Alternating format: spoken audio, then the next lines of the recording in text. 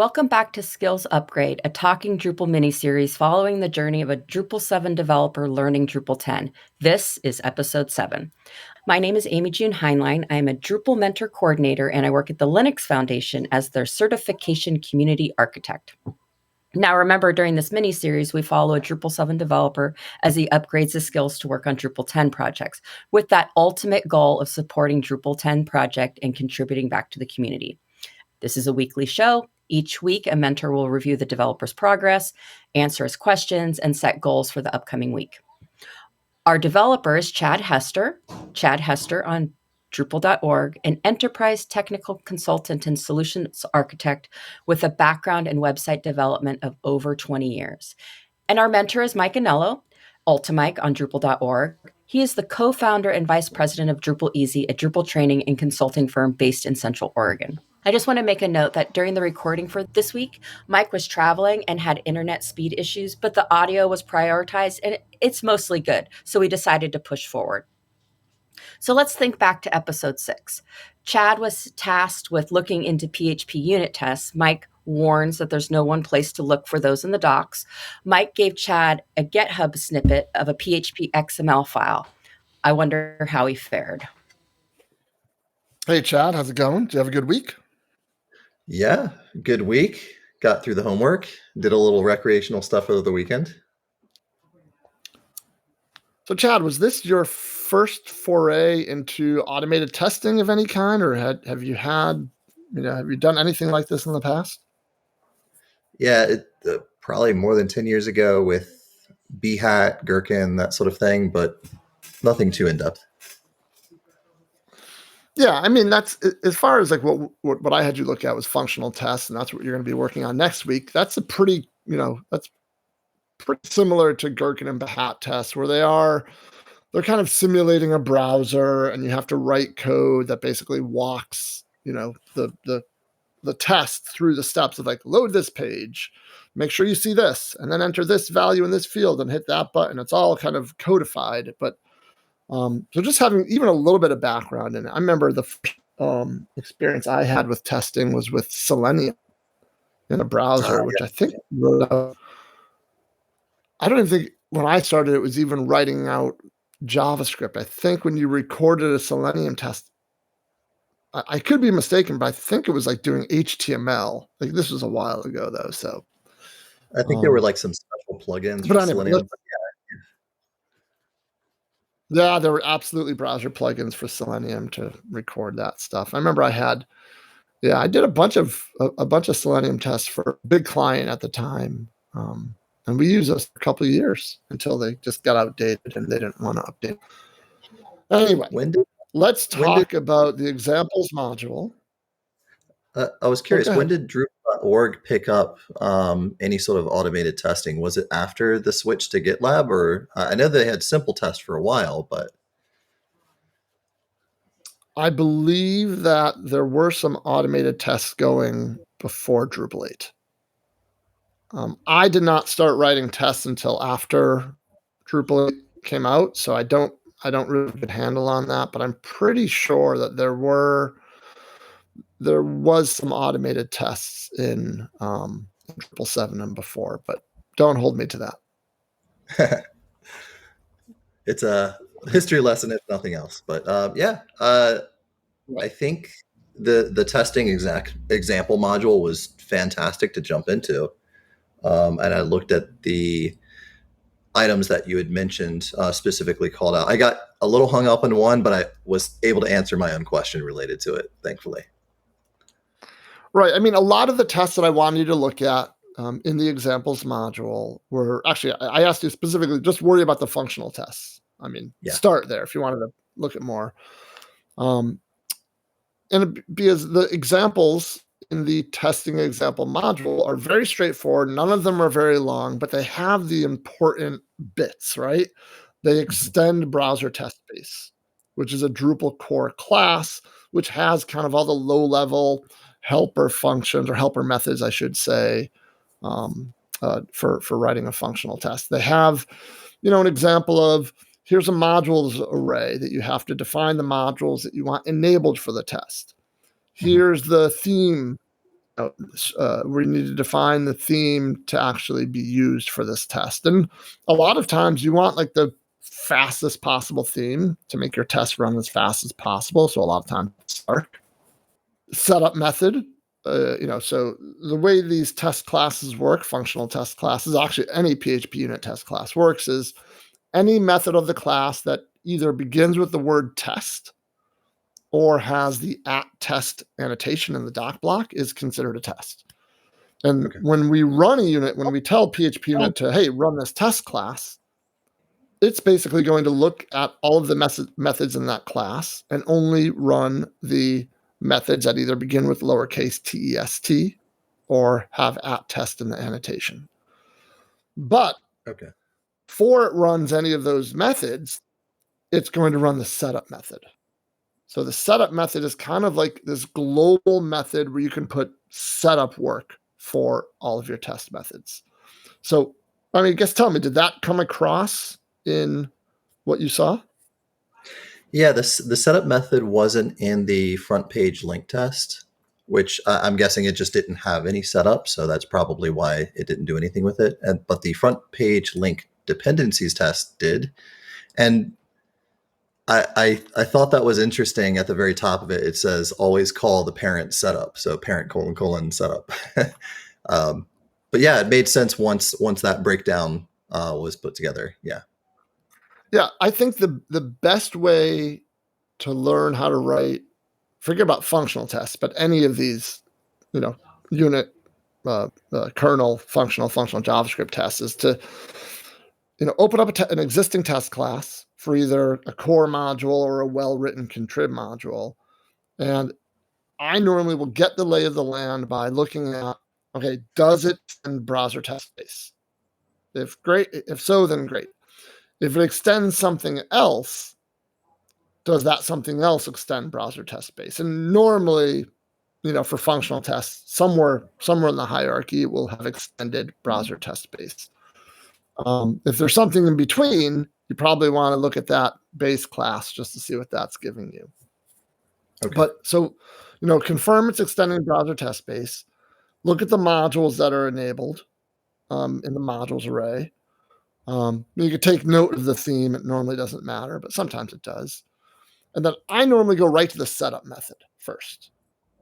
Because the setup method is really that's defining, okay, what's, again, it depends on how the test was written. It's possible to write all the setup code as part of the test method itself. But if you've got a longer test class that has multiple test methods, normally the stuff in the setup method is kind of the information architecture or the configuration of of the test site. So I like to have a good handle on what's in that. And a lot of times, if you're a core test, either that setup method will be calling other helper methods, or the test class itself will have extended something other than browser test space, strictly to get all of the setup in kind of one place. So I normally do all of that before I look at any test methods. It's just to get the lay of the land type of thing. It certainly made a little bit more sense when I took a look at some of the other. I mean, I looked at those first three, but I also looked at a handful of other tests that were in that same folder just to see, well, what are these other things doing? And I think, for example, the example functional test was a decent one as well. It had a little bit more in terms of permissions that it was setting up. And there was another one that I think was talking about, setting up a content type as well as a user or something like that. Right. Yeah, using those handy little the helper functions provided by browser test space. There's like a Drupal create user, Drupal create node, a Drupal login. Really, really handy stuff. One of them even had an error that popped up when I ran PHP unit about deprecated code with the install schema. So that was good to see that even those sort of deprecated code things come up. So I guess if, we're moving from Drupal 10 to 11, that might be a good resource to start using when updating contrib or one's own custom stuff. Sounds like a nice contribution opportunity for somebody as well. Yeah, for sure. So you did mention, I see in the notes, you mentioned something about a method that you had a question about. Yeah, I actually had two, but we'll start with the first one. So in the fire away. Yeah, in the testing example controller, so the controller, not so much the test, it had a function for the simple test description. And I think I answered my own question as I was reading the documentation, because they left a little breadcrumb sort of comment saying this is deprecated, it will be removed. I think it was in Drupal 9. And I'm still looking at it. It's still there. So clearly it wasn't removed. But I'm presuming that there may still be artifacts of simple test sort of functions in some of these examples. That specific method that you're talking about, simple test description, it's kind of, I don't want to call it, red herring isn't the right term. I don't know what to call it, but it actually has nothing to do with simple test itself, other than the name of the method and the content that's written in the associated template file. Okay. It's kind of silly. I don't know. I mean, honestly, I looked through the tests. I didn't see where that method is used as part of a test. It's part of the testing module. There's a route that basically calls that method as its controller. And that simple test description method is a method on the controller that gets called by a route, and it renders some content to the page. And the content is basically in a template file that says simple test has been deprecated, blah, blah, blah. So it actually doesn't, it's more of like stuff that's about simple test, if that's for test, if that makes sense. Yeah, I think that makes sense. So that was the one It's function. a non-issue, basically. Yeah. It was more of a head scratcher curiosity thing. The other was a little bit more specific about the test, and I crossed it out, but I think it's still good for people to be able to see these things. I feel like whenever you're dealing with object-oriented programming, there's a bit of a rabbit hole that you can get into just trying to understand each class, its structure, things like that. A good exercise for sure, but probably need to budget some time for those sort of curiosities, if you will. So when I was looking at the front page link dependencies test.php, the setup function has a function call to create content type. So here I am, Drupal site builder / developer thinking, well, but you didn't tell it what content type name to use or any other details. Sure enough, the function itself has a random machine name function. So if there's no argument passed for type, it just randomly generates one. So obviously that's practical for just testing where you don't really need to care. But that stood out a little bit to me as well. Design pattern all over as we're testing. Is like when you create a new user, the Drupal create user method, you pass it an array of permissions you want that user to have. Yeah. But if you do any site building, you know that, well, you don't actually assign permissions to the user, you assign permissions to a role, then the role to a user. And what that method does is it actually creates a role with, again, a random machine name. But that's kind of irrelevant to the test because you don't care about that. You just want the user with the right permissions. I was going to move on to the other question, but it sounds like you have something more relevant to this thought right now. No, I was going to transition to the next question as well. So go ahead. We're anticipating each other. So all of these tests, I think, have several different classes and several different functions that make sense, like the assertion statements, things like that. I think the testing example does a good job of saying, here's just a few very small things that you can do. But separate from that, is there like a minimal code structure that we would typically want to use for any given test type? Or is the testing example module like the ideal model? Are there other resources that we should review? I mean, there's always other resources. I mean, there's so I go by kind of the rule. You want the test to be as simple as possible, which is not always possible, right? I like for us to be as approachable as possible, not just for future me, but for other people looking at the code. I know when I write a functional test, there are probably only 5 or 6 different assertions that I use, even though there are probably, if I had to guess, 50 different assertion methods that you could use. Okay. So, I mean, there's a standard like an assert where the first argument is a conditional. So you're basically saying, it's basically an if statement. If the conditional, then the test passes. Otherwise, that assertion fails, type of thing. And there's a few others like that. I would say just make it as possible, but look at other modules for examples. That's I know I've said this before, earlier today, but I really think that's the best way to write tests. Is like learn the layout, as we discussed earlier, with the setup method and the modules array and all that stuff. Really get a kind of just at least a 10,000 foot view of what are the helper methods available, and then start cracking open, other tests. Core tests, some are really good to look at for beginners. Some of them will melt your brain. So you gotta be careful with that. Yeah. Contrib module, kind of the same thing. Okay. So I guess it kind of devolves from core might be a little bit more standardized and ideal. Contrib may be a little bit more loose and opinionated by the contributor themselves or maintainer. Absolutely. And then something custom is, well, your team's trying to figure it out as much as you are. So might not necessarily be the most ideal way. But I think you're striking at something that's a bit like the procedural code side of Drupal before 8. A lot of people had the more like script kiddie, for the kind of old school term, way of you kind of learn by just reading what other people are doing. So I think that's some pretty sage advice here too.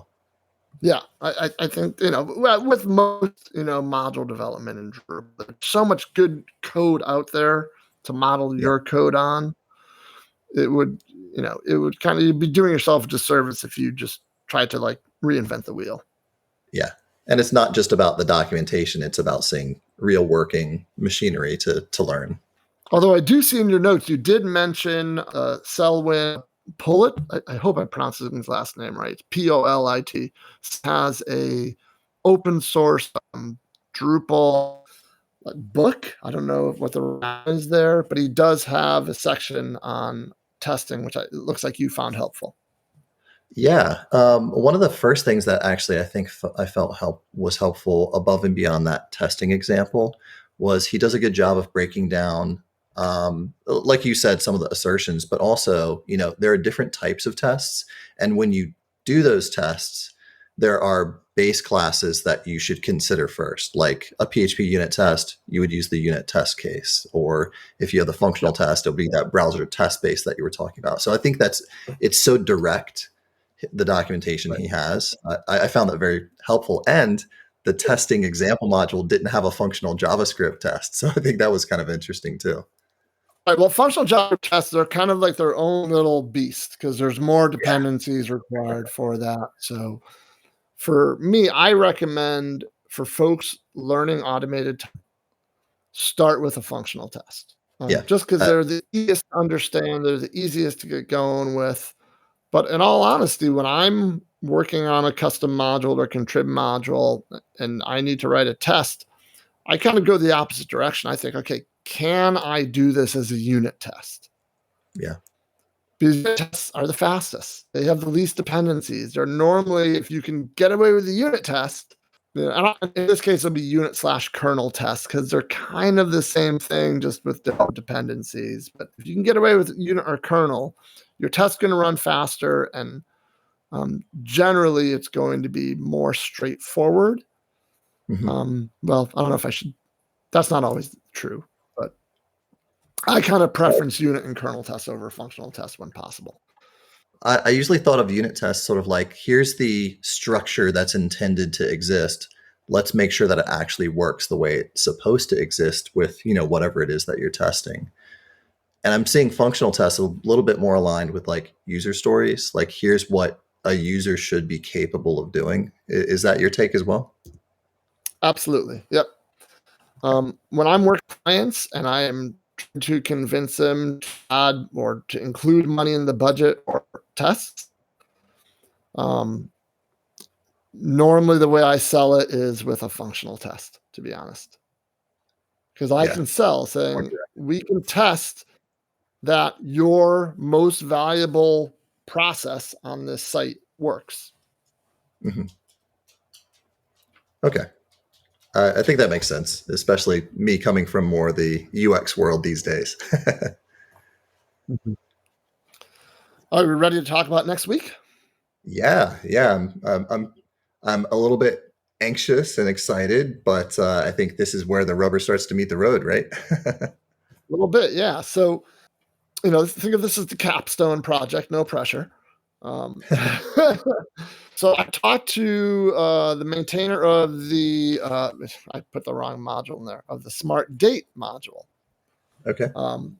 Martin, who is a contributor to Talking Drupal. So anybody who listens to Talking Drupal knows who Martin is. And I've talked to him about this as well. And I'm aware that Smart Date has some tests, but doesn't have great test coverage. Let's put it this way. It has good test coverage, but it could be better.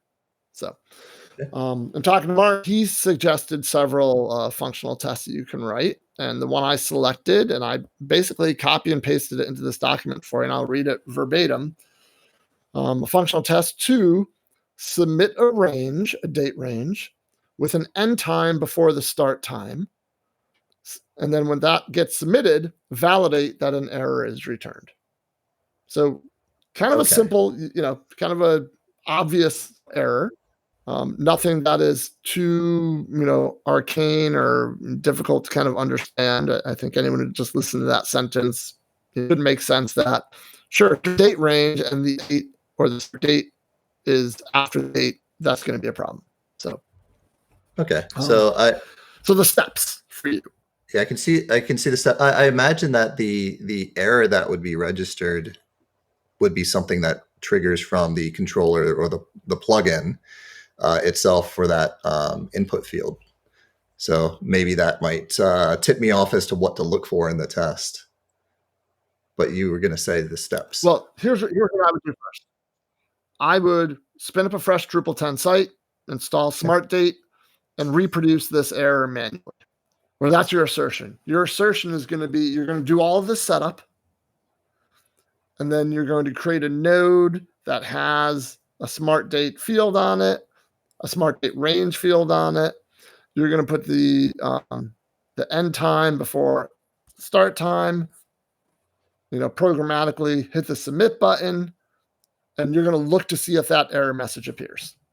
All right. That seems like that makes sense. Few enough steps that I'm sure it will take some time to find the right functions, but yeah, that seems quite doable. And I recall listening to the Smart Date podcast episode, so I'm familiar with that whole set of things from Martin. It's a pretty impressive module.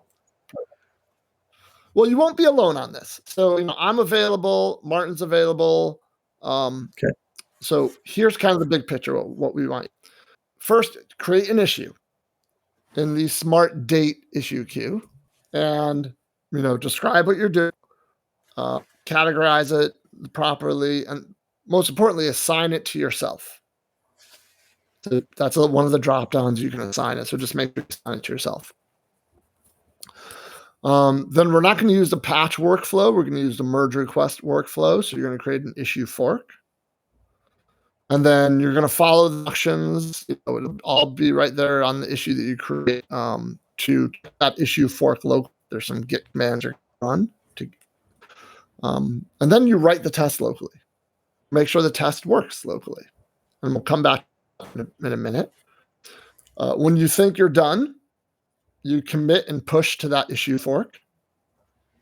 So then now that change is up in an issue fork on Drupal.org. You go back to the issue queue to your issue. You mark it as needs review. once you're there, you can ask me, you can ask, anyone really, Martin, you can ask anyone to review it. It will take that second person or maybe a third person. It might be some iteration going back and forth with you to make some small changes. But the goal is to get that to be marked as RBTC, which is reviewed by the community. And once it's RBTC, then we'll ask Martin to merge it in. And you will have a commit to the Smart Date module. Okay. Now, all that being said, the real hard part is to write the test. For sure. But I think what you looked at last week, with the examples module is a good framework. Where you're going to have more work to do is in setup, because you're going to have to create a content type, add a smart date range field, right? Because remember, when you start the test, there's no information architecture. You've got to create that in your setup. And then in the test method itself, you basically create a node of your type. Okay. And create an edit array with your 2 date values in the right format. And then there's a submit form. Is it a method? I can't picture right now, but there's a relatively easy way to submit a form with the given edit array. And then the very next line, you're just going to check to make sure the error comes back. The error is displayed on the screen. There's like an assert text method or something like that. The example functional test method has creating a node test. So I think that could be a handy reference. It's checking the title, which might also be good to just verify that the node was created. Yep. And then I can just add the additional check of, is this field what we expect it to be? Right. But before that, you have to have a content type that you can assign a smart date field. So there's lots of examples of that code. In might even be examples in Smart Date. I don't want to point you right to it. Sure. It's still homework. See if you can find some. If not, I am more than happy to help. Say, Mike, I need a hint. So you know how to get a hold of me. But this is a pretty common task, right? And this is one of those things, like, again, when I teach this stuff, what I tell my students is, like, you're never going to start with like a blank page and start writing your test. Right? Use Drush generate to create the scaffolding, and copy and paste. Okay. Further test that's create a temp type and slap a field on it. You said something earlier too that I kind of want to really honor is you keep the test simple. When I hear you're checking to see if there's an error when a certain condition happens, my brain automatically thinks about like the other possible conditions of, well, what if the date, the start date is earlier or equal to the end date? And I'm assuming that would make sense as 2 completely separate test functions that would run to keep them isolated. Is that your feeling? I mean, again, that's kind of like a judgment call at the time. Okay. In a single test method, I mean, you could absolutely create 3 nodes. One node where the date is before the start date, another node where they're identical, and another one where they're correct. Okay. And then just submit each of them and have one assertion for each. There's not a whole lot of worry there as far as like things going sideways. If it was something more complex, yeah, you might want to isolate them, but yeah, you can use your judgment on that one. All right. Yeah, I think that'll be helpful, and hopefully that helps our coverage here. Well, good. Yeah, I think Martin will copy that. Certainly hope so. I think it's a good challenge. I think it's straightforward, at least from the assignment steps standpoint. And knowing that not only will there be an issue queue issue related to it, which means that technically the whole community can help with it, but that you and Martin would be available if I truly get stuck. I think if you get stuck, it'll just be a little bit stuck. It won't be a lot stuck. Yeah. So, all right, have at it, and we'll talk in a week. Yep, sounds good. Thank you very much. I enjoyed how Mike went through how the functional tests are set up in the examples module, explaining that setup method and why we choose simple themes when we do testing. It's sort of a thing I should have already known, but it makes a lot of sense that when we have those simpler themes, of course the tests are going to run faster because there's less to test. Mike also reminds us to start with functional tests when we're diving into this learning opportunity. He thinks that they're easier for us to understand when we're beginning, but I appreciate the fact that he explained he actually runs a unit test because they're much faster. Chad's homework was to write a functional test for the Smart Date module. And as a Drupal mentor, I am super thrilled that Mike explained the contribution workflow and what to expect during that whole life cycle of a Drupal.org issue, from creating an issue, Chad assigning it to himself, all the way through getting the test merged in. And remember, as a mentor, I like to talk about this a lot. We're not using those patches anymore, but we're moving towards that merge request workflow. Exciting stuff. Skills Upgrade is supported by Talking Drupal and Drupal Easy. You can visit talkingdrupal.com for this episode's show notes and resources, and visit drupaleasy.com and register for an upcoming intensive Drupal training course. To learn more about or contact Chad, you can find him at chadkhester.com. And Mike Anello, if you want to contact him, you can visit drupaleasy.com/contact-us. And he is Ultimike on Drupal.org, Mastodon, and all the social networks. You can find me, Volkswagen Chick, on Drupal, Mastodon, and LinkedIn. And I work for the Linux Foundation, and we're offering that unique opportunity to get a discount of 30% off e-learning courses, certifications, and bundles with the code, all uppercase, Drupal24, and that's good through June 5th. Thank you.